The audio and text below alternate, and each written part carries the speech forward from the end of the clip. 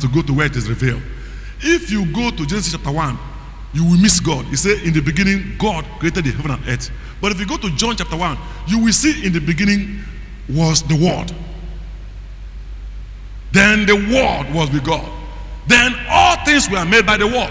Genesis chapter 1 and chapter 2 ended there. So if you want to understand the Bible, you start from the man who wrote the Bible. Who is the person that wrote the Bible? Jesus Christ, the Alpha and the Omega. He is the A to Z of our faith. Are you following me? All things were made by him and for him. So go to him, let him tell you. Don't go to these people who don't know what they were talking about. They send them errand and they were giving the errand the way they want without understanding how the errand was done. Is somebody following me this night? What is grace? I've told you the first one, that it is, the first one I said what? Everything God is, God can, and God has. Number 2, it is the only way God have dealt with man. Number 3, which look like number 2, grace. Number 3, it is God's character towards men, which look like number 2. God's character towards men. Number 4, grace is a person. His name is called Jesus Christ.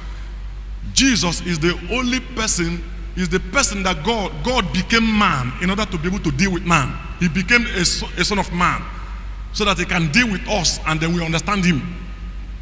Are you following me? That's grace. That's Jesus. Then number 5, grace is a dispensation after the law. Amen.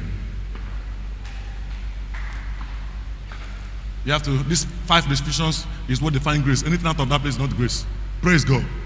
So the only way God has ever dealt with mankind is grace. Even before the world began, grace was there. While the law was on, grace was there. While before the law, grace was there. There was never a time grace left.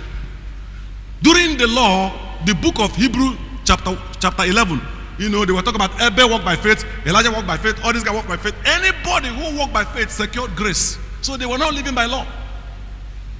Hello. There were some people who don't know God, they were living by law because grace must be revealed. Faith must be revealed. That's what I just showed you. But the other one is not revealed, so you can only get it by, you know. Now, let me go back to that definition. So theology is man trying to phantom God. But revelation is God trying to explain himself to man. The just shall live by faith. What is faith? God's reality. God's way of seeing things. Eternal sense. Now, time is a disturbance, an intervention in eternity. Eternity is so big, uncountable, yet it all starts and ends in now. There is no tomorrow in eternity. There's no yesterday. There's no a minute in the future and a minute in the past. No, a second in the future, a second in the past. No. Eternity is completely now. So in a completely now, God went and made an intervention and put time there, and they carry you and put you in time, and told you if you want to rule time, you have to think the way I think. You have to have eternal sense. Step out of time. Let us think. Come, let's reason together. This is how God first of all made the heavens, you know, before he made the earth. So if you want anything on earth, you have to know how to go to heaven. Now see, people can be getting things here from any other way, but you, a child of God, the just shall live. So according to the law of faith, what was or what will be has already become. Do I say it again? What was, you were a baby. What will be, you are going to be president, has already happened. You and God must agree. If you and God do not agree, you don't get your miracle. You must agree with God. God sees the things that be not as though they were. God sees the future and then speak the future in the presence. You must stay in the presence and say, this is who I am no matter what's happening. That's why the Bible says when Jesus finished his job, he said the word, it is finished. You know? Give me Hebrews chapter 12 and verse 2. I've called that scripture here several times. Let's read it. Jesus, once they gave him vinegar, he said, it is finished. So Christians are people that are supposed to be enjoying finished products.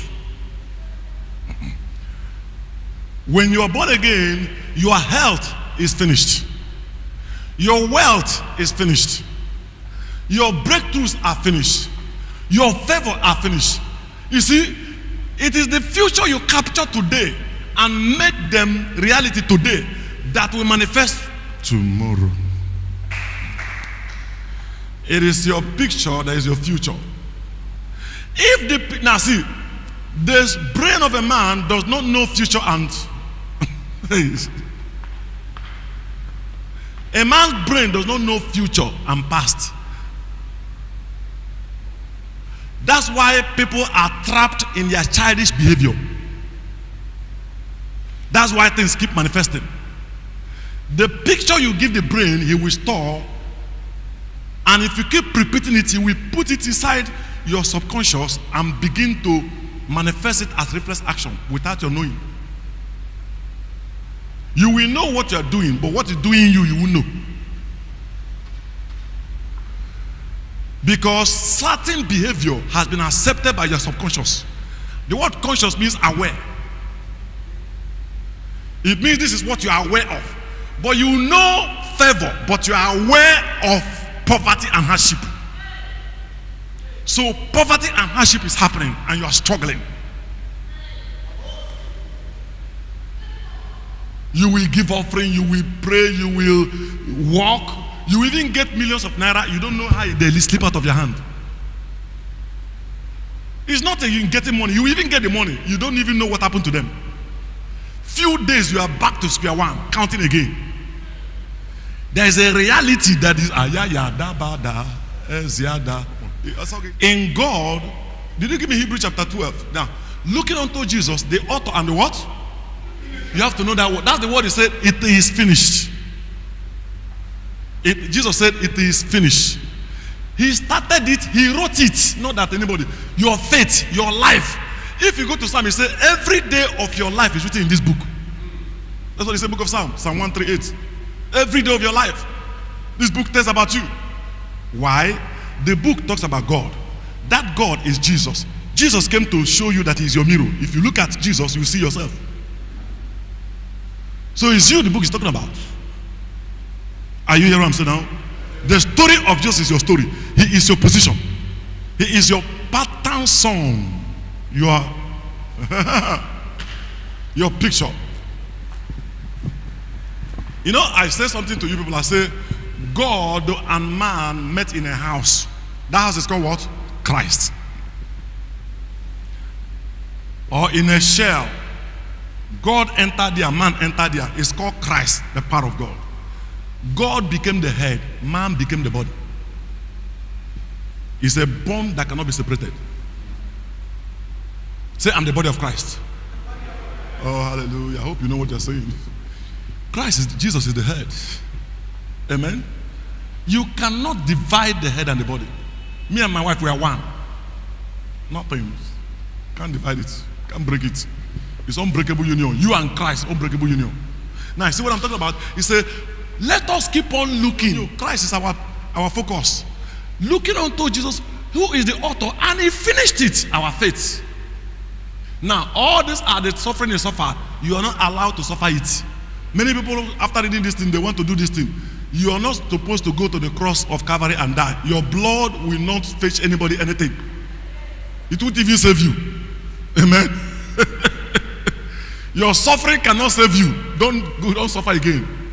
So if you start by faith, you must end by faith. Once you start by faith, you already have grace. Now, if you already have grace, you must know what you have. Faith secures grace. It means you already have health. You already have money. That's why he became poor and you become rich. A Christian do not grow rich. We are born rich. Say, I'm born again rich. Say, I don't grow rich. Now, you have to understand this. Number one thing about having this mentality is that only the rich can get rich. The poor can never get rich. Because poverty is not absence of things. It's a mentality. It's a sense of lack. It's not absence of things. People still have a lot of things and they are poor. And many people have didn't have much, and you can see them living. It's not what you don't have. It's what you think you don't have, which is what you don't know. If you say you don't have, or if you don't have, the ones you have will be taken. So you must come to the point when you know I have health. Do you understand that? It's only the people that have come to I have health that their health will start manifesting. We don't start from 0 and get to 100. No, we get to 100 to manifestation. We get to health to manifestation. Are you following what I'm saying now? Manifestation can only come to those who have understand that they've got it. I'm healed by stripes. Nothing can take it away. Every time I notice a sense of sickness, I start reminding myself again. Start thanking God. Father, I want to thank you. You know, my Father, I want to thank you because you so healed me. You so lifted me. The devil will say, he has not healed you. Ask him to heal you. Say, no. God has already healed me. He healed me before the world began. He brought it down 2,000 years ago. And now, the day I got born again, he entered my account. It's now left for me to start sounding it now. Things are created by speaking. The word brings vibration. That vibration, that vibration is what causes creation. As you speak, the atmosphere reverberates on your words. And they cause to be. If you add it with thanksgiving, they multiplies. Thanksgiving brings multiplication. Father, I want to thank you for my wealth. I see wealth everywhere. That's all I see. I'm in a world full of money. Hallelujah. Everywhere I turn is money that I see. Money is coming to me. My account is rising with madness. Hallelujah. What a mighty God I serve. Thank you so much for giving me money. Until you come to this point, Odezu, Omanzunata. Hello? Once you come here, immediately you start see there's a way rich people think. They invest, they do everything differently.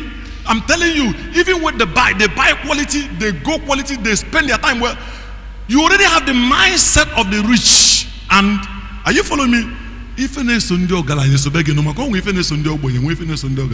you. The same thing with health. Your environment will change. Because you're already sure, you are already in the presence. You are, no matter what they did, they can't push you out. You are not trying to say, I will get it. Devil will make you to say, I will get it. I say, no, I have it. It's okay, you don't have it. Say, no, I have it. Push you in the past? No. Push you in the future? No. I'm here. Where I stand. Where God stands is where I stand. Where does God stand? He gave it to me and I have it. God is not saying, I'm giving it to you. God said he gave it. He finished it. Finished it. Author and finisher. Amen. In 2 Corinthians chapter 1 verse 20, that scripture that you know very well. 2 Corinthians chapter 1 verse 20, Jesus said, Paul was talking. He said, in the Old Testament, God was giving the promises. Listen to this.